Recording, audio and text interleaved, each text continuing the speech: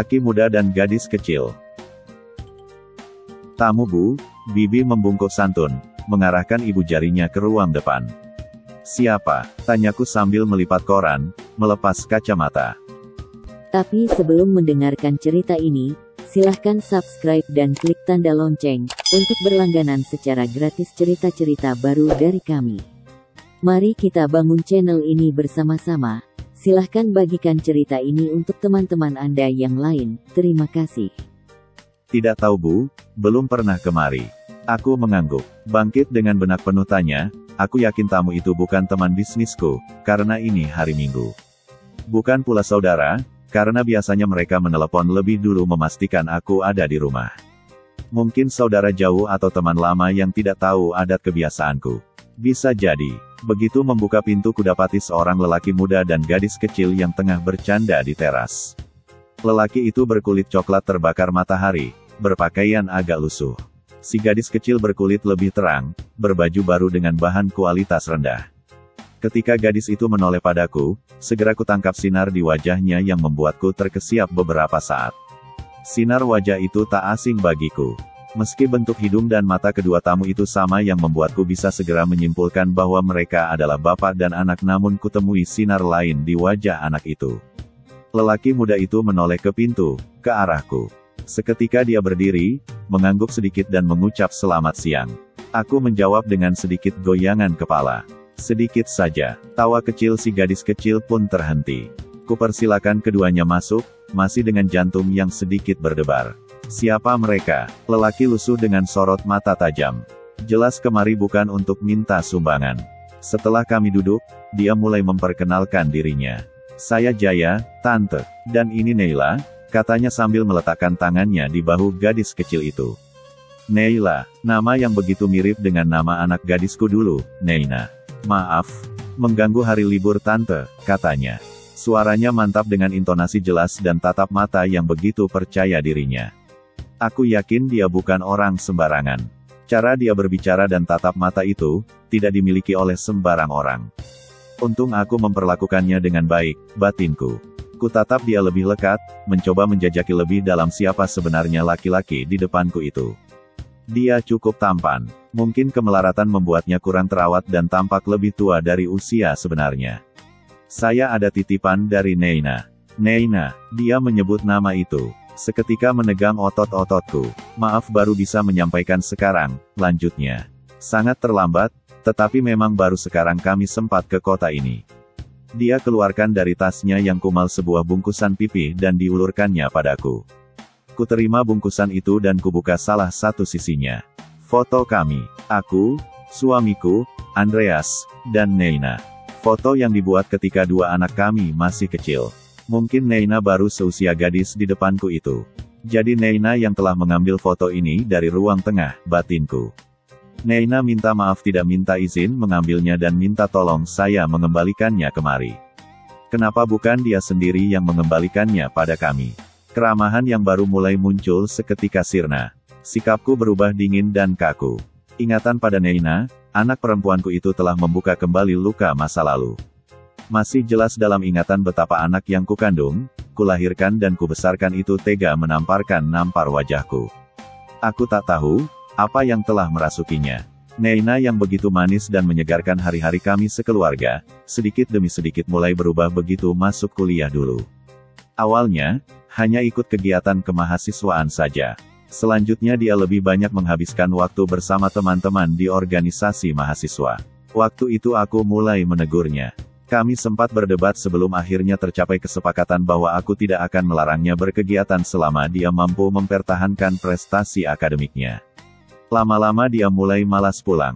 Rumah hanya dijadikan tempat singgah, tempat menyimpan barang yang diperlukannya kadang-kadang. Komunikasinya denganku menurun drastis. Aku yang dulu berfungsi sebagai teman ngobrol berubah menjadi kasir yang hanya ditemui pada saat butuh duit. Begitu jarangnya dia pulang hingga kadang aku terkaget-kaget ketika bertemu.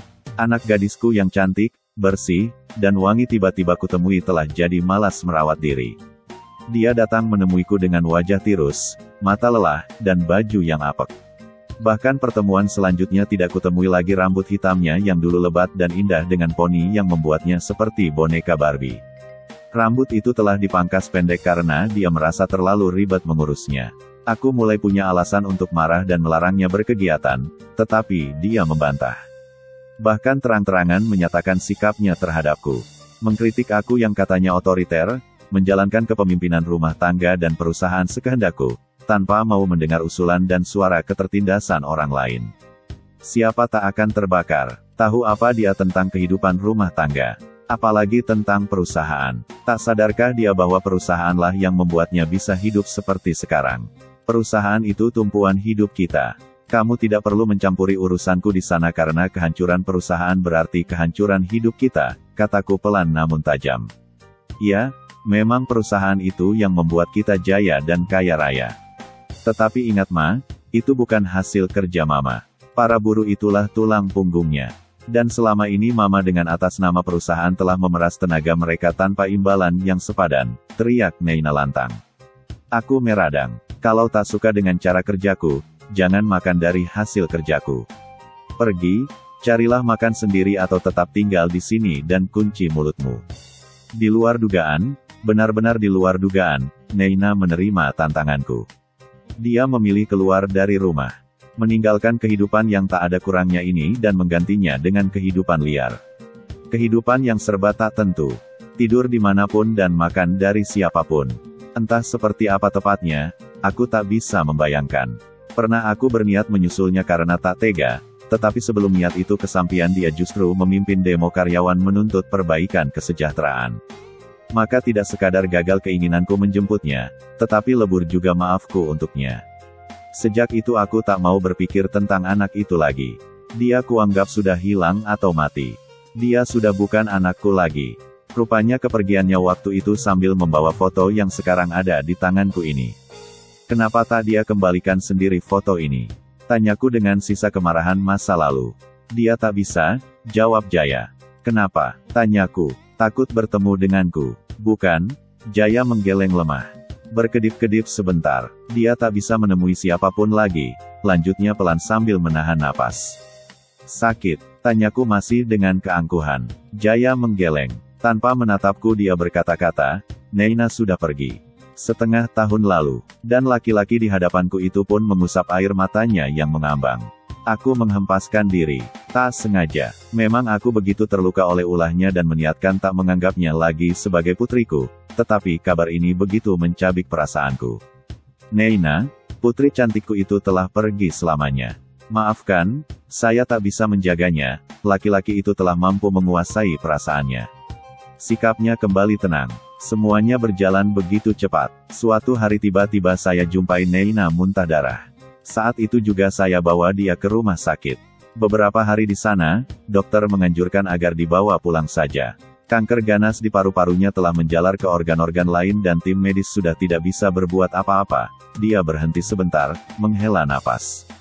Salah saya, selama ini tak pernah memperhatikan kesehatannya. Kami saling diam beberapa saat lamanya. Masing-masing larut dengan kenangan dan penyesalan. Kau suaminya? Tanyaku kemudian dengan nada yang lebih lunak. Dia menatapku sebentar sebelum mengangguk ragu. Maaf, saya tak minta izin tante lebih dulu. Jadi ini anak Neina, kataku lirih, hampir pada diri sendiri. Kalau boleh, biar aku yang mengasuhnya, kataku tiba-tiba. Jaya tersenyum. Makasih tante, dia adalah napas saya. Jadi tak mungkin saya berpisah dengannya. Meskipun saya tak mungkin memberi kemewahan padanya. Aku cukup tertampar dengan jawabannya. Tapi kutahan tak memberi reaksi apapun pada jawaban itu. Tak lama kemudian laki-laki itu minta diri. Kuantar sampai pagar. Sambil kubuka pintu, sempat kutanya, di mana mereka tinggal. Kami di lereng Gunung Geni. Saya bekerja bersama penduduk yang terancam kehilangan kehidupan mereka, karena rencana pembangunan Taman Nasional, jawab Jaya. Lalu mereka pun berlalu. Sebelum angkot yang mereka tumpangi benar-benar berlalu, masih sempat kulihat lambaian tangan mungil anak Jaya padaku yang kubalas dengan lambaian pula. Aku masih berdiri di pagar sekalipun kedua tamuku telah lenyap bersama angkot yang membawa mereka. Tiba-tiba aku teringat, sebentar lagi suamiku pulang. Dan dia tak boleh tahu apa yang terjadi. Jadi segera kututup pagar dan melangkah masuk. Membasuh muka lalu kembali duduk di depan TV, sambil membuka-buka halaman koran minggu.